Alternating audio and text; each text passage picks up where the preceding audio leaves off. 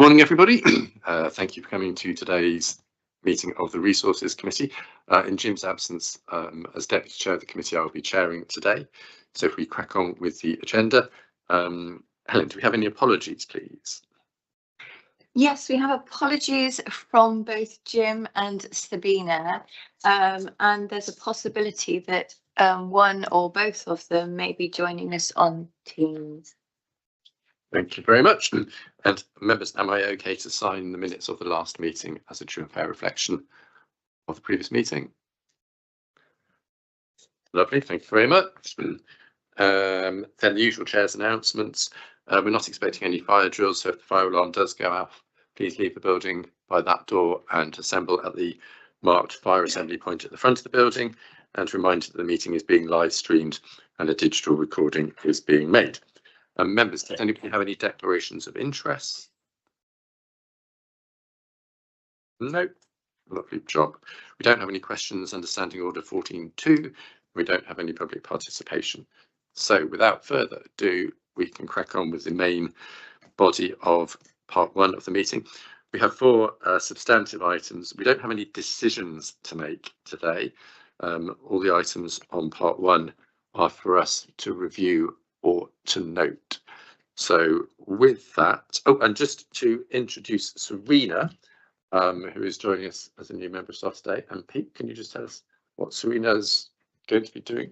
Yes, thank you, Chair. Yeah, so Serena's come to sort of observe today. Some of you probably who sit on governance committee probably met Serena before. So she's the financial services manager who took over from my role about 12 months ago. And we're in the process of transition. So the intention is that Serena will be taking on more of the sort of budget monitoring, reporting, and be more involved in the MTFS and FRA going forward. So it's just to sort of introduce Serena to the committee members, and so she gets a sense of how the committee works, and for you guys to get familiar with her. Thanks. Thank you, Pete. You're very welcome, Serena. So first item is the performance and risk monitoring report, which we are asked to review. So if I'd like to ask Catherine to take us briefly through that, please. Thank you. So the report updates members on progress with delivering the authority's business plan at the end of Q2. Members will recall the business plan was updated in September just slightly to reflect our new service structure, with the strategy and Rangers service becoming two separate services, strategy and partnerships and Rangers. Following member feedback at September's Resources Committee, the wording of the Rangers service objectives has been updated in the business plan, and it's shown in paragraph 2.3 of the executive summary of this report for your information. Key points from the Q2 report are highlighted in the executive summary. In Annex 2, we show progress with delivering the business plan actions. There are 19 key actions, 17 have a green status and 2 are amber. And these are Action 8, Sustainable Travel and Transport. As discussed at the last meeting, we are unlikely to be able to establish and deliver an integrated transport strategy this year. And Action 3, LGNPA carbon reduction and sequestration. The status has changed from green to amber this quarter. This is because we may not be able to replace gas boilers at all locations, and also due to the property asset manager role becoming vacant in the summer, we may not be able to complete a list of costed carbon sequestration projects. There are also 21 additional service actions in the business plan. 17 of those have a green status and 4 are amber. And these are Action 37, planning casework. The action continues to be amber as it has been for the past couple of years. 3 other actions are amber due to staff vacancies impacting the delivery of planned work. So we have action 28, asset and property management, action 32, facilities and buildings management, and action 33, sustainability. In Annex 3, all heads of service have provided commentary on overall service performance. 5 services are showing a green status, which means delivery of service objectives is largely on track. And development management continues to show an amber status for overall service performance. In Annex 4, the strategy teams have provided an update on projects being delivered through the programme boards. And then in Annex 5, we show details of our key risks. So we currently have 15 key business plan and corporate risks. None of them are at a critical or high level. All the risks have a current risk score which is below 10. 7 risks have an amber status, which means there may be some issues with the mitigation plans, but they should be recoverable. And 6 of our risks are above tolerance. And for all risks which either are amber or are above tolerance, we've given some commentary for those to explain how our management of those risks is going. And finally, officers are not proposing any changes to business plan actions at the end of Q2. So there's no proposals to bring to members there. And I'm happy to take comments. Thank you. Thank you very much, Catherine. So over to members. Does anybody have any questions or comments on the performance and risk monitoring report? Happy to take any questions.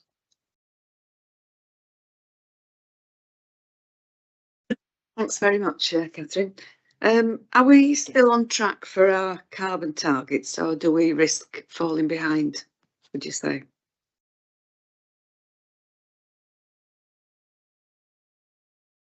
In terms of the delivery of savings in year, I think we're broadly on track.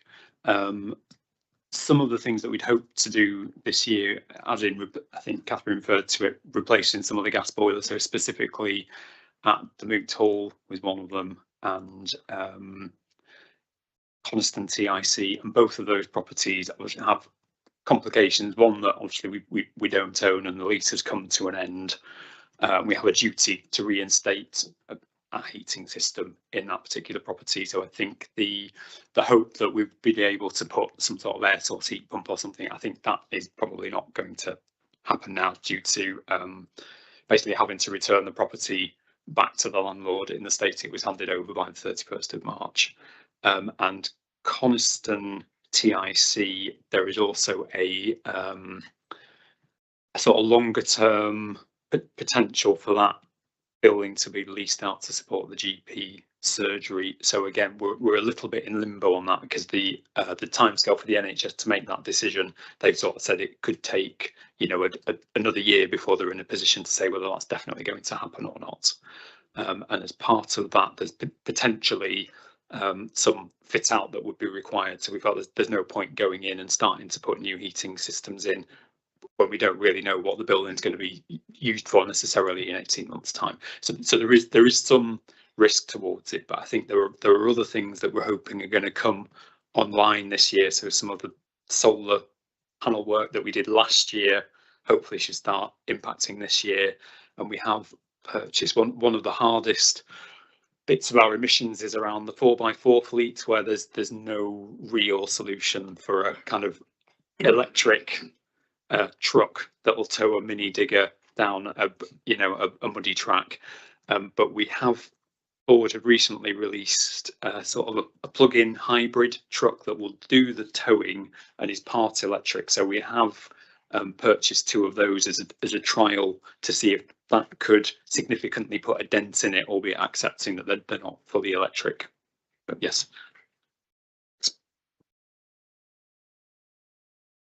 Just on a similar topic, really, there's a few references to the green SPV, but I didn't feel I understood what it was and what the aim was and what the investment level is. Help us with that.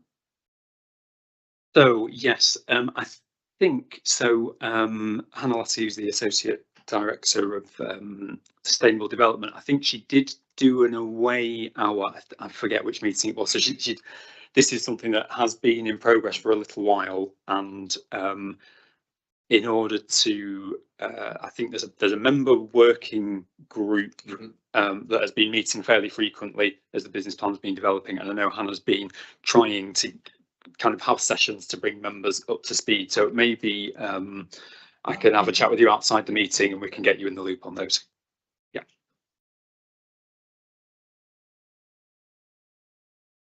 Yeah, positive to see so many in green. I think Jackie's already touched on the environment, but obviously the other one's sustainable travel, and I know we've talked at length on that. I said the other thing's really just not to rest on our laurels. It's good to see, for example, visitor management, you're already looking at 2026, and while in green, I think it's more that we can do to improve some of those areas.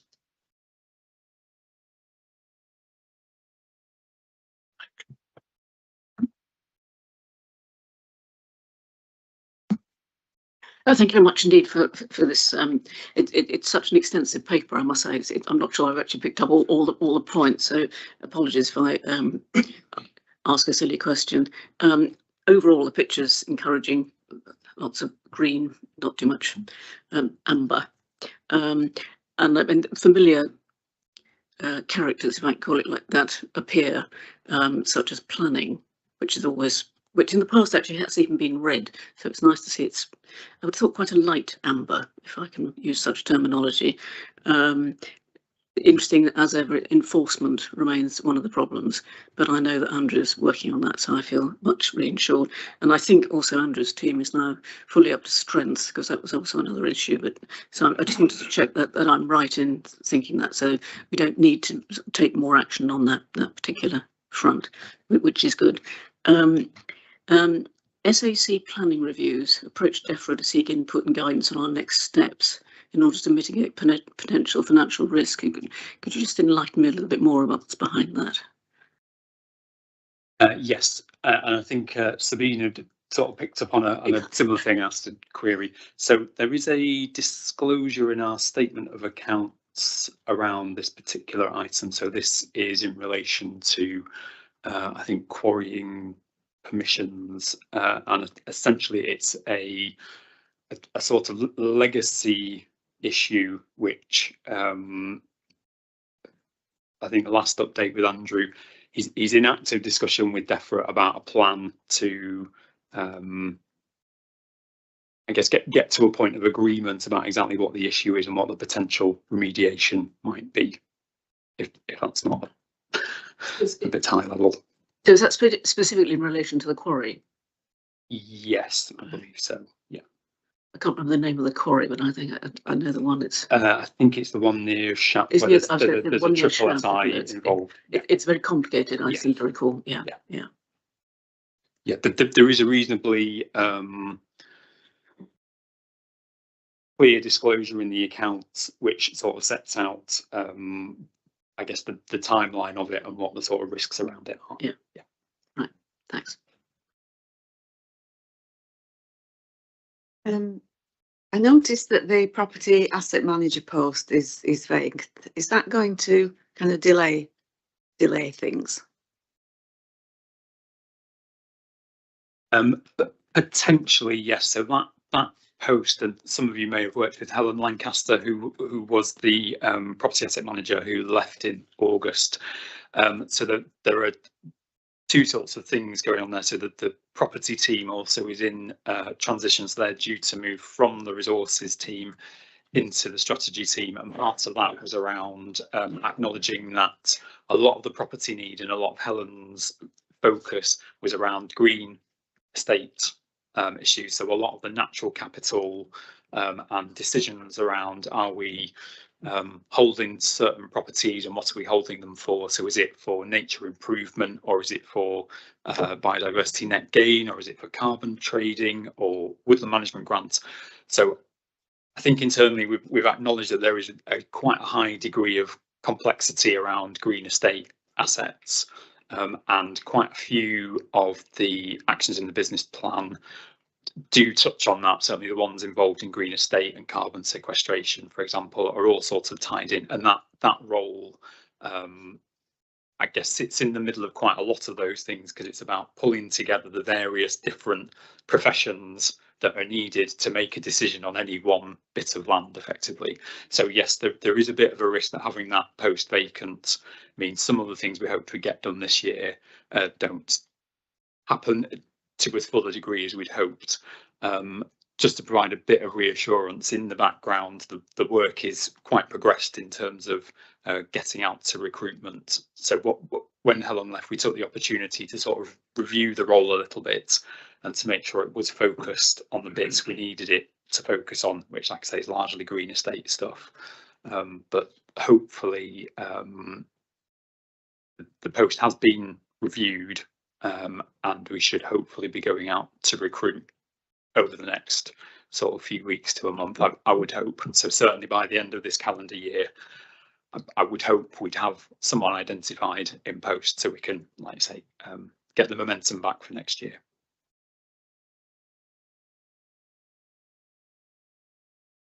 Thank you very much, everybody. Thank you, Catherine. I think we have duly reviewed the performance and risk monitoring report. So we'll move on to item 2, which is the performance management strategy. This is a document that we are asked to review on an annual basis. There's no fundamental changes, but back to Catherine, if you'd like to just give us a quick summary. Thank you. Yes, so this strategy is reviewed annually, and we last brought it to Resources Committee in November 2024. The only significant change this year is that we now have the opportunity to make in-year changes to business plan actions at the ends of quarters 1 and 2. Any changes that we've made to strategy are highlighted blue in Annex 1, so you can clearly see what we've changed this year, which is quite minimal, really.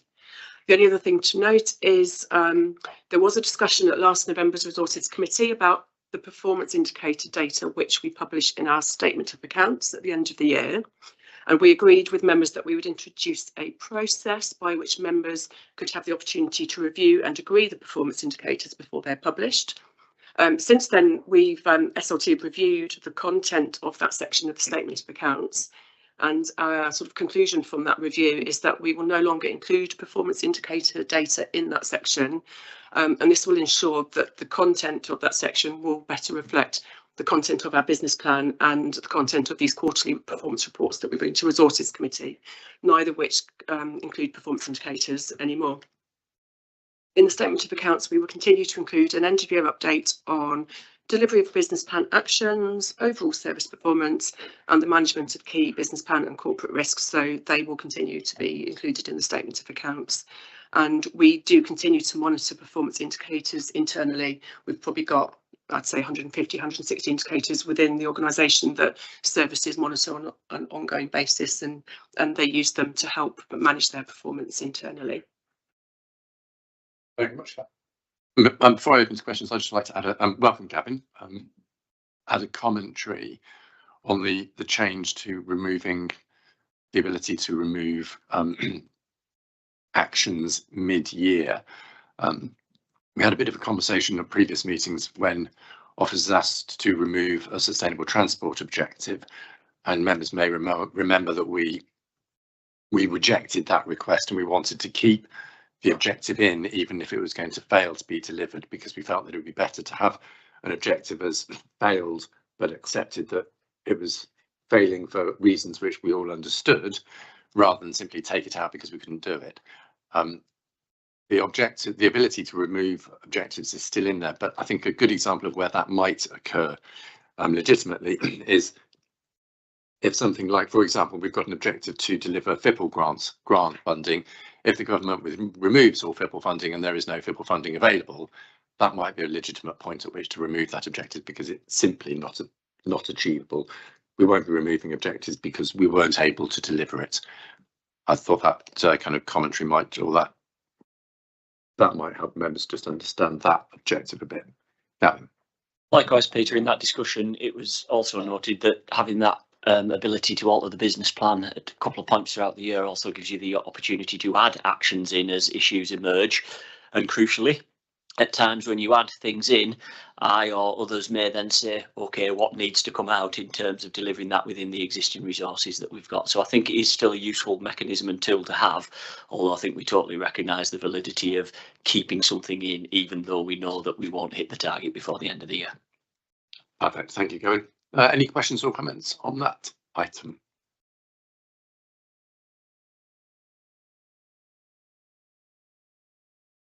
I was just wondering whether this was one of the points that Sabina had made in her email was relevant here or not. She talks about the performances when she talks about the performance system paper. Oh, she's online.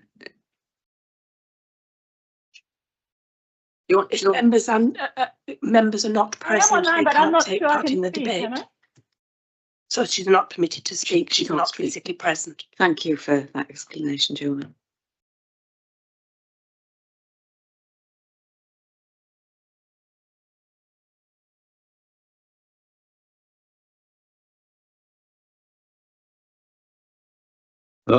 So Sabina kind of raised, so on the performance system paper, some acknowledgement that performance should be integrated with the assessment of whether we're delivering outcomes. So I think it was around saying, well, we've got a performance management system, but is it clearly linked into outcomes as opposed to outputs per se? And I think I'm not sure we necessarily say we've got an answer to that right now, but maybe it's something we'll sort of consider how we join those two up more explicitly, and perhaps we need a direct discussion with Sabina.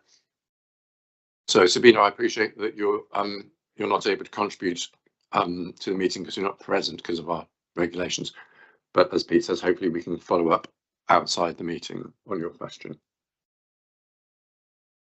I think if I may, Peter, looking at Sabina's email, yeah, I totally recognise the point she's making. You can effectively hear, depending on how you set your targets and how you set your sort of measures, you could quite easily deliver against targets without actually delivering against the outcomes that you were seeking to achieve. So hit your targets, but not deliver the change that you want.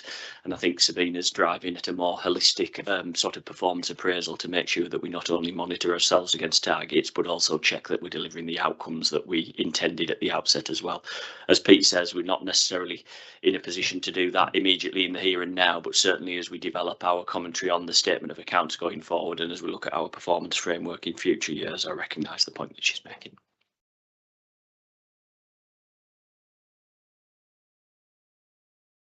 There's no other questions on that item. Thank you, members. Thank you, Catherine. Okay, so we have noted and reviewed the performance management strategy, which means we can move smoothly on to the next item, which is the financial resilience assessment, for which I hand over to Pete, please, for us to note this report. Thank you, Chair. So this is the financial resilience assessment, which we bring every year to the November meeting as a sort of early step in the budget setting and MTFS process for the subsequent financial year. So the reason we started bringing this was as part of the CIPFA Financial Management Code. So I think maybe 5 or 6 years ago, when a number of local authorities were starting to experience quite a lot of financial stress, CIPFA suggested that it would be appropriate annually to do a sort of resilience assessment as part of budget setting and generally good financial management, just to, in the round, get a sense of, I suppose, how resilient you are in terms of levels of reserves, future pressures that are coming up, how likely it is you're going to be able to set a balanced budget in the subsequent year, any capital pressures or opportunities. And so obviously we've started doing that, and I think it does add quite a bit of value. And we have traditionally also added an update around the emerging MTFS position. So the last MTFS was set in March. Obviously, through the budget monitoring in the year, which also comes to this committee, we're aware of certain things that have happened since then. So it's a good opportunity as well, just to give members a quick sort of outline of where we think the MTFS is heading and the risks and issues around setting a balanced budget for next year, which is our sort of main statutory duty from a financial point of view. So just to cover the main sort of take-home messages. So within here as well, there is a sort of reserves assessment. So obviously we have to set a balanced budget, but that's got to be within the context of a sustainable reserves position. So it's not a case of we're just going to balance 1 year by raising all the reserves and leaving us in a lot of trouble in the subsequent years.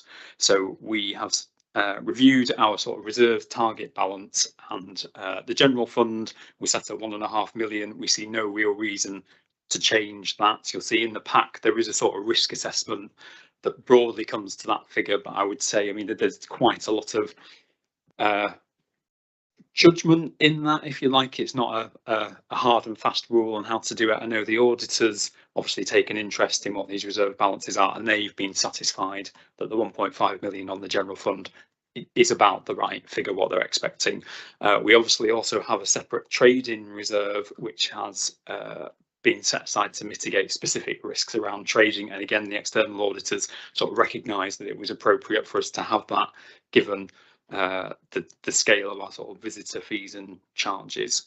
You'll see in the report, although we've said at the moment there's no real argument for dropping that figure from 500,000. Obviously, we're on in a process looking at Brockhole, and assuming that all goes according to plan and we are able to get a third-party operator to run the site and take the costs off us from next year, there might be an argument for dropping that 500,000 if we feel our risk exposure has reduced significantly. I think at the moment we're not quite there. So the proposal is leaving those two reserve targets as they are. So that's a key bit of context for sort of setting the budget, because we're effectively saying by the end of the MTFS, those two reserves would be at their target balances. So that's a kind of general control to stop us taking sort of really short-term decisions and balancing 1 year at the expense of subsequent years. The other key assumption on revenue that we've made is that the revenue grant will stay as it was for 25-26. So that's about 5.1 million. So for our 25-26 settlement, we had an 8.2% cut from the 24/5 value. And what we're saying is we're not modelling a further cut. We're assuming it's going to stay the same. We did also get 1.5 million capital grant this year, and what we're assuming is that isn't going to recur. And I'll just make the point, these are scenarios at the moment. This could all change, but we're effectively saying from a grant position, they're not going to cut the revenue anymore, but we won't get a capital grant, is the underlying assumption. I think our sense is it feels unlikely that they would cut revenue and cut the capital grant. They might give us a capital grant and reduce revenue, or the other way, but we think it's unlikely we'll get flat cash and a capital grant, but we also think it's unlikely that we'll get a revenue cut and no capital grant. So we've kind of pitched it somewhere in the middle, but I will make the point, these are just scenarios at the moment, and we are still kind of waiting on the detail from DEFRA. The other thing that we've assumed revenue wise is a 3% pay award for 26-27. The MTFS had 2% built in across the plan. Members who looked at the monitoring will have seen, obviously, for 25-6 we had a pressure because the award was actually 3.2%. We'd assumed 2, so there was 100 grand pressure. So that ripples through every year of the plan, which has been built into the figures. And I think given where inflation is now, leaving 26-7 at 2% feels questionable. So we've said, well, that probably needs to go up to 3%. The other bit that I would just flag, although we have increased that to 3%, our pension fund on an accounting basis, so every year the actuaries give us a statement saying, right, this is where your your share of the pension fund is to go into the statement of accounts. It doesn't directly impact on our contribution rate, but it is an indicator of how well the fund's doing. And we've had some indication that the fund on an accounting basis is in surplus, so there is a potential for contribution rates to come down slightly. So we have assumed, so our 3% uplift in pay award, we have assumed is offset by an increase, a decrease in employers' pension contribution rates. There is some commentary in the report around employers' contribution rates. So we've only assumed a fairly modest amount. We're still in the process of finalising what our actual contribution rate is going to be for next year, and it's possible that it is lower than we have assumed, which will be beneficial to the plan. But that hasn't actually been fully finalised yet, so we haven't reflected that in the numbers. But that is a possible benefit to the plan. In terms of other elements, one of the other complications that came from the last settlement was, so DEFRA cut revenue grant and gave us a capital grant. So quite a bit of the work went on behind the scenes to say, right, well, what could we do to identify stuff that's currently going through revenue that would qualify for being funded out of that capital grant. So this is, I think, an ongoing feature of the settlement, that we've got this added complication of it isn't like capital and revenue are separate. There is a degree to which we can legitimately charge some of our revenue costs to the capital grant. So in some of our scenarios, again, that's one of the complicating factors, where this, are they going to give us capital, are they going to give us revenue? It's sort of interacting with things that in prior years were a little bit more straightforward. So again, you'll see in the report, we've got these different scenarios as to whether we get capital grant or not. And if you're wondering why does that impact on the revenue outturn, that is why. It's essentially we have identified some bits that could be charged against the capital grant if we get one, which would be beneficial to revenue. So just to explain that slightly. The other key bit on the capital programme is probably Keswick to Threlkeld trail bridges. So we've flagged this as a particular item. The rest of the capital programme, so in terms of renewals of normal operational equipment, is funded over the period. K2T bridge works are a risk that we know about, which we'll have to consider in more detail through the budget setting period. So essentially, we knew there would be maintenance work to do on the bridges at some point after the trail was fully refurbished, and that point is kind of coming upon us now. And we had about $250,000 of residual grant from when the trail was originally done to do some of the work, so that'll pay for probably 2 bridges, but the longer term programme on the rest of the bridges probably will need some funds identifying for it as part of this capital programme. So the procurement exercise is sort of underway now, so hopefully we'll have some reasonably concrete cost estimates for what the rest of that might cost us. So that's just to flag as something that isn't in the capital programme yet. I think that was the main stuff I was going to flag. I mean, the ultimate conclusion of the resilience assessment is, I think we feel that setting a balanced budget for 26-27 feels fully achievable. I mean, there are pressures and unknowns, but when we've done the sort of scenario planning, we feel that under anything but the most extreme level of cutting from DEFRA, we should be able to cope with for setting a balanced budget for next year, I think is probably the main takeaway message. But appreciate I've rambled on a bit there, and take any questions or thanks. Thank you, Pete. Well, that's a good summary, good line to end on. Mark, thank you. Yeah, Pete, thanks. Great paper, very coherent and impressive. Can I just push back? You say, except for the most extreme scenario on DEFRA, we should be okay. But the scenario you're working to is no cut.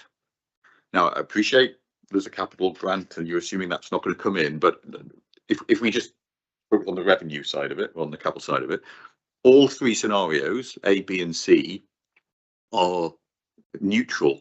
We sustain 5.1 million next year and the following years. Surely there's a worst case scenario that is worse than that. Yes.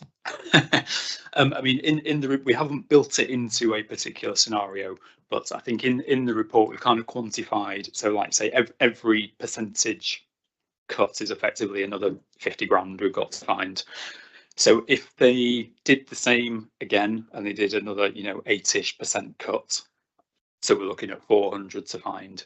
And I think what we're saying is given our sort of reserves position, I think we feel our resilience is sufficient to be able to deal with that for next year. Obviously, that changes the face of the ongoing MTFS and would again pushes more into an emphasis of cost saving, income generation. But from the point of view of our statutory responsibility to set a balanced budget next year, I guess what we're saying is we think if that 8.2% happened, we could find a way to set a balanced budget for next year. We're not saying that the MTFS as a whole would be able to cope with that. It would be quite a different picture, but I guess we would have the time to make the change to address it. Yeah, thanks, Peter. That's exactly the point that I wanted to emphasise, the one that Peter landed on right at the end there. If you look at those first 2 years under Table 1, you'll see that we're roughly running a large enough surplus this year to balance the budget for next year, even under the worst case scenario of us not getting a capital grant and us only delivering the savings that we're entirely certain of. What that means, as Peter's already said, is that we really are quite confident now of balancing our budget for next year, which would then give us a full 12 months to identify and implement the existing sort of £400,000 to £500,000 deficit that would be there under this under a flat cash scenario, plus any further deficit that emerged if cuts were imposed. So as Pete says, sort of 8% would be another £400,000 or £500,000. You'd be looking at £1 million worth of savings, but we'd have a 12-month run in to identify and deliver that. I'm making that sound light and breezy, far from it, but the authority has been in those sorts of positions before. Post-COVID, we were actually in a worse position. We had about £1.3 million worth of savings to find and had just over 3 months to do it at that point. So I would not want that scenario to emerge at all, and we'll be fighting hard and fighting our corner with DEFRA and reminding them of the value that national parks bring. But the really important point that this FRA illustrates is that we would have the time to plan and think strategically and to make ends meet and cut our cloth accordingly, and various other metaphors that I could bring into play. But that's the important thing. It's that ability to balance the budget next year really gives us the time that we need. And the reason that we would suggest that we believe in excess of 2.5–5%, these sort of numbers reductions would be a fairly extreme scenario, which is what Pete illustrated, because ultimately 10% doesn't sound all that enormous when you think of the sort of cuts that were imposed on different departments during peak austerity years, for want of a better phrase. I do know that at even 2.5% and certainly at 5%, there are other national park authorities who would be at the borderline of existential threat, is the term that they use. They would be getting into the point of effectively the public sector equivalent of serving notice on their ability as a going concern. So I think DEFRA would have to think long and hard before imposing revenue cuts of that sort of scale, simply because of the implications, if not directly on us, then certainly on other national park authorities. Gavin, is there any risk? I would describe our accounts as very reserved in every interpretation of that word. Is there any risk that the point you just made, that some parks have got no reserves, they've got nowhere to go? If there's a cut, they're Birmingham. But because we've got healthy reserves and genuinely healthy reserves, that we become the victim of our own success and they cut us back? In living memory, so sort of 15–20 years plus, DEFRA have never returned to the formula of the grant and altered what parks get on an individual level. Cuts are applied equally. So shame that I'm not talking about increases are applied equally either, but that would be the principle. But what they've done is reduce grants across the board, not revisit the formula. There is a risk. They haven't flagged it particularly strongly, but of course there's a risk that if they're genuinely concerned, because obviously parks don't get an equal grant. I don't know if you're familiar with this with Mark, but the 10 national parks get differing levels of grant based on a rather old and archaic formula that drew in all sorts of things, including population size, number of planning applications, rights of way network. A whole range of measures went into calculating that baseline grant. But once it was established, the 10 parks got different levels of grant, and those proportionate levels have been carried on, and the cuts have been applied, or the increases have been applied based on that baseline. There is a risk, absolutely, that if they think that some of the less funded parks are in serious risk of going under, as it were, that they revisit that formula and they keep the overall pot for national parks the same and distribute it in a different way. That is a risk, but again, we are one of the parks that sit in the sort of mid-ranking order in terms of where the allocation of grant goes. There are parks in receipt of much larger sums of national park grant. Again, it would be a rather difficult political conversation for DEFRA to have to open. So I'm not immediately envisaging that happening, if I'm honest, over the next year or so. But it would be wrong of me to sit here and say there isn't a risk of it at all. Of course, DEFRA can choose to revisit that formula whenever they wish. Thank you, Will. Yeah, just looking into the key input assumptions, and I'm glad that you touched on the non-wage inflation here at 2%, but looking like it's increasing, and looking long term at both salary inflation and non-wage inflation potentially being greater than what they are. But just wondered what difference that would make to the modelling. I think you mentioned the difference of salary inflation, but I may have missed it. Non-wage inflation, have you modelled that? I think there is in the table somewhere, just bear with me.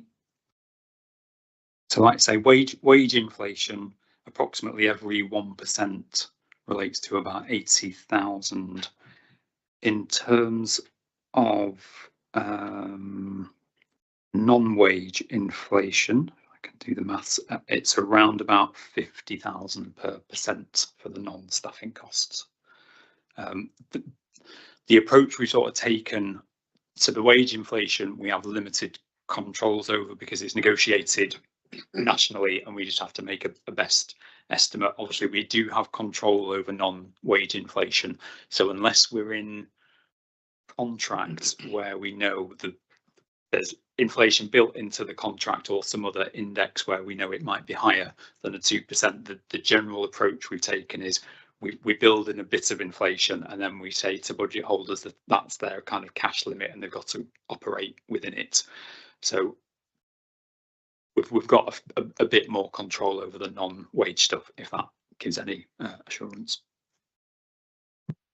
Another point is probably worth flagging that on the wage inflation, you can imagine as 10 national parks, we swap notes on the assumptions that we're making. Over recent years, we've probably been at the lower end of the assumptions we've been making on wage inflation in our MTFS. Increasing it to 3% will bring us closer to the middle of the pack at that point. So it will align us more closely with the assumptions that the other national park authorities are making, which typically run at about 3.5% or 4%.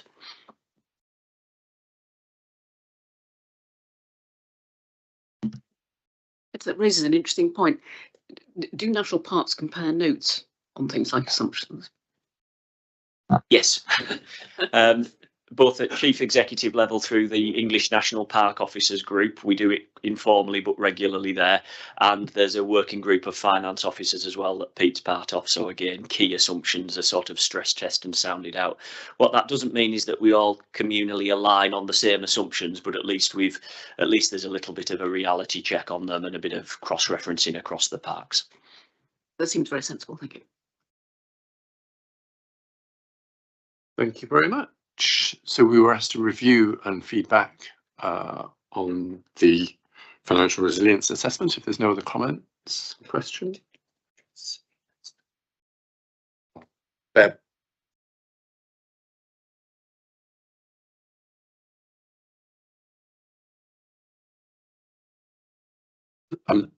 We have Sabina, we have your question and via email, and Pete's going to try and address that now. Thank you for spotting that. So Sabina raised a query around, and I think it has been raised at committee before around the savings programme and whether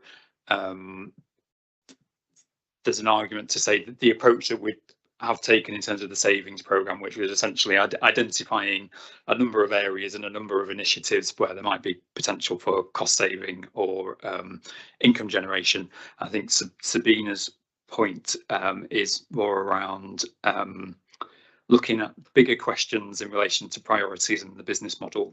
So she's acknowledged that the review of the TICs is underway, but also whether it's worth taking a look at rights of way and range of work, and again tying into the point on the business plan, focusing on the outcomes, not the outputs.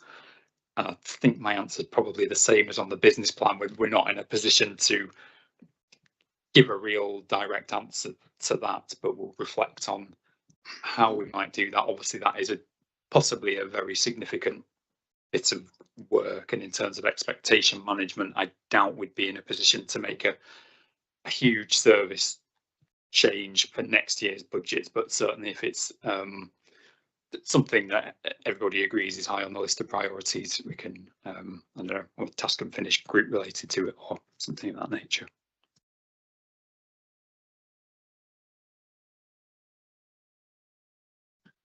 Okay, all right, thank you everybody.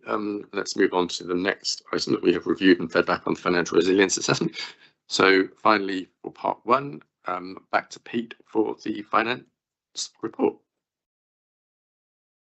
Thank you, Chair. Yeah, so that this is the regular quarterly report that comes every resources committee. So this is reporting on budget position up to period 6, so that's the end of September.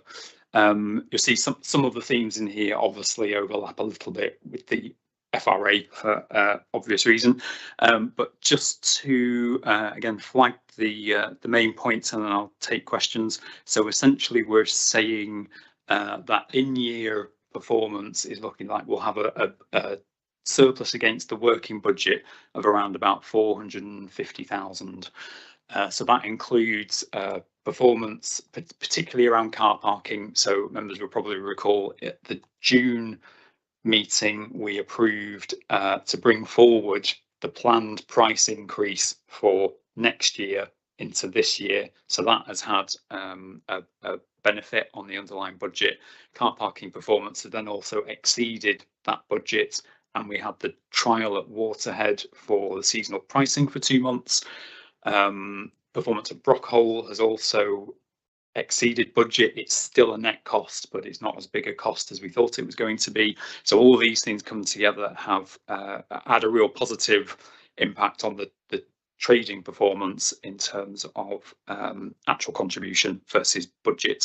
Then in addition, when we set the original budget in March, we were still pending the actual settlement figures. So when we set the original budget, we were assuming a 9% cut. It ended up only being 8.2. In addition, we were able to swap some FIPL money around, which had a benefit on revenue. So there are a few other adjustments that we've made to the working budget, plus they're sort of summarised in the report. I won't go through them line by line. Obviously, things we've picked up through the monitoring where we've got savings. So, for example, investment income is well ahead of where we'd anticipated. We do have pressures as well. So this 450k includes absorbing the cost pressure of the pay award. So that's really good. We've managed to absorb that and still have a surplus. And again, coming back to the FRA, I guess the main point of that is that is essentially a one-off resource that could buy us time if we need it to help balance future years, which, as you'll see in the FRA, do still have significant savings targets in them. In terms of the capital programme, so obviously the capital programme is around about 2 million in total. So 1.5 million of that is funded through the capital grant, which is limited needs spending this year. So obviously there is a risk around if any of the schemes start slipping significantly. Will we end up in a position where we need to pay some of that back? I think we're confident that that won't happen. There's a reasonable level of spend already to date, so about 690,000, and most of that is funded through the grant. So a lot of it, the vehicle fleet replacement is basically complete. I think I mentioned there's another 2 vehicles that we're planning to buy, these plug-in hybrid EV range of vehicles. We also approved a number of fairly significant solar schemes. Commercial Strategy Board considered the business cases for those. They have all been through procurement and are pretty much ready to go. So we're confident that's another sort of 300,000, which should be spent by year end. And then there are a number of other schemes, like I won't go through it in detail. The Appendix 3 has got the full capital programme projections in it.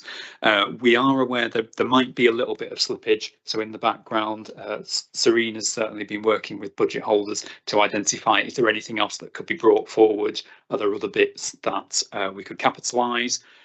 So we're confident that even though the capital programme as it's set out might not be fully delivered against those exact schemes to those exact numbers, we've got enough plan Bs in place that there won't be any of the 1.5 million left unspent in year. On other matters, just to note, Treasury, all the cash balances were invested within the Treasury policy. There are no risks there, other than, again, to flag that the investment returns are higher than we budgeted for. And again, this is largely to do with the rates probably not dropping as quickly or as deeply as we'd anticipated when we set the budget. I've mentioned K2T bridges there flagged in the risks. And obviously the grant settlement is a key risk, which we touched on in the FRA. So I think those were the key things I was going to flag, but happy to take any detailed questions. Thanks. Thank you, Pete. Lovely job. So we've got Will and then Matt. Thank you. Yeah, just a query in regards to waterhead toilets. It looks like that's now not going ahead at this point. Is that going to go ahead in the not so distant future? So that is a good question. I think we've had a scheme at waterhead toilets possibly in before, and a similar thing happened. So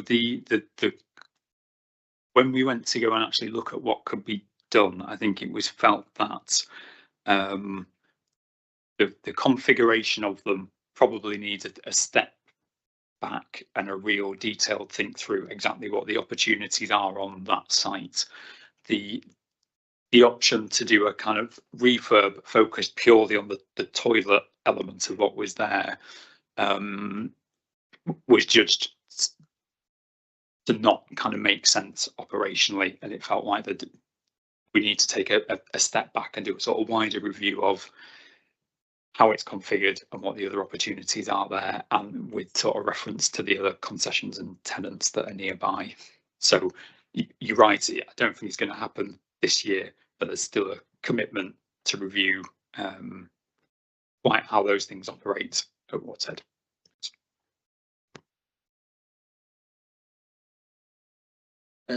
Firstly, can I just compliment you? It's a very full, comprehensive finance report that gives us plenty of information, data to work with.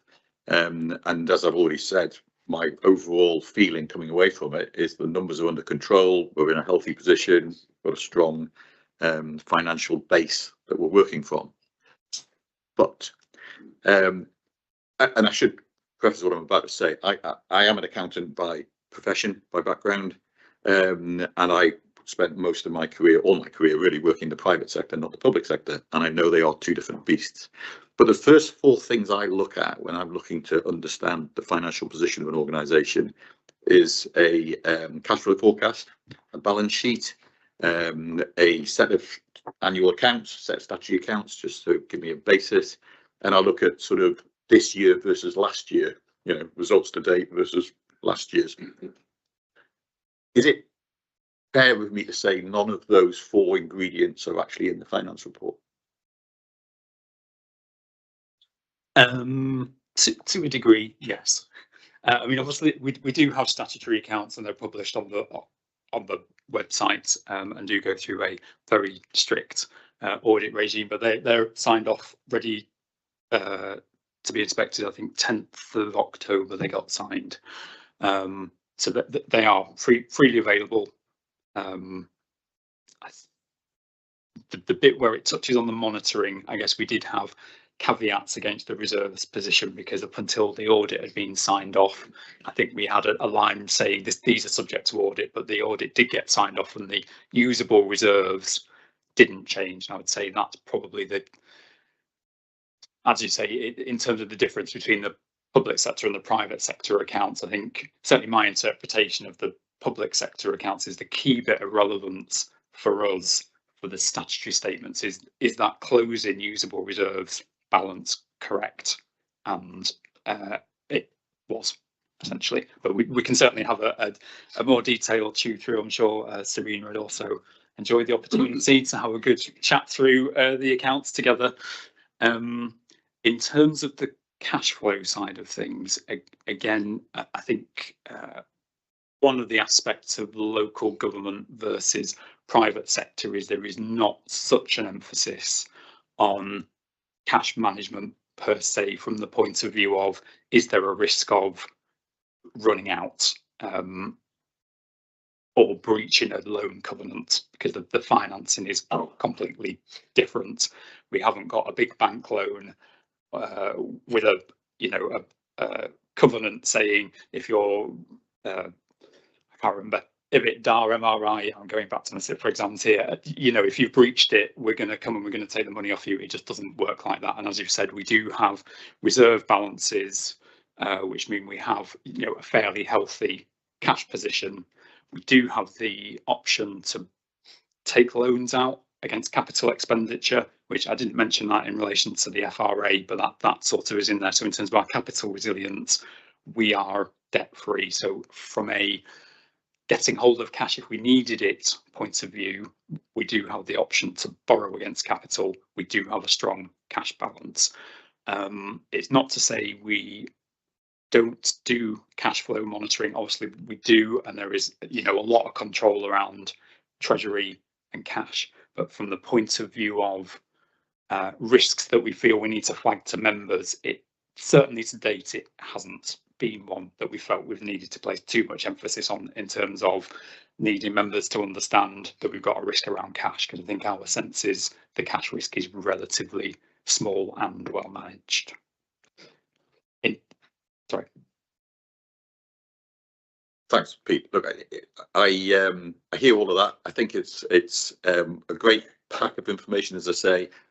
What I would like to offer is helping you summarize a dashboard somewhere where the members can navigate or sense the health of the patient, the health of the organization, the outlook for the organization, quicker, clearer, and more accessibly. And I would willingly volunteer my time to work with you to work on how we might achieve that, because I think it would make your lives easier and our lives easier if we had that. Yep, be more than happy to do that. That'd be great. Thank you, Mark. Thank you, Pete. In the absence of other questions or comments, I'd just like to comment on the balance of detail and work that goes into these reports, and also to thank members for spending time going through them, because there is a lot of information and a lot of reading to be done, and they are for non-experts and experts alike. There is a lot of work to understand them and to be able to feedback and question them. And I also think there is a real opportunity to do what Mark suggested and find ways of making, with less work for officers, not more, ways of making it more accessible for members to kind of get our heads around and understand quickly and easily that kind of dashboard, so that we can challenge effectively without having to be, a CIMA qualified accountant or whatever. So I think that I know there's work that Jim and I and others are doing to kind of try to simplify some of the papers that we do see. So we'll see an example of that in a moment, in part in the away hour.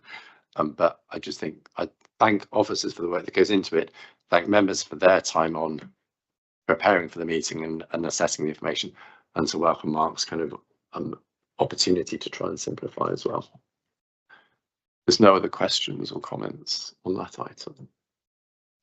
Okay, without further, so we have to formally note the finance report as in the agenda and discussed.